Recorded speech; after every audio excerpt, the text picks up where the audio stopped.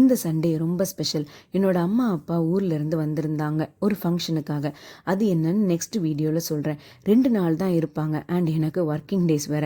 அம்மா கிட்ட கொஞ்சம் அடதோஷ மாவை அரைச்சி கொண்டு வர சொல்லியிருந்தேன்.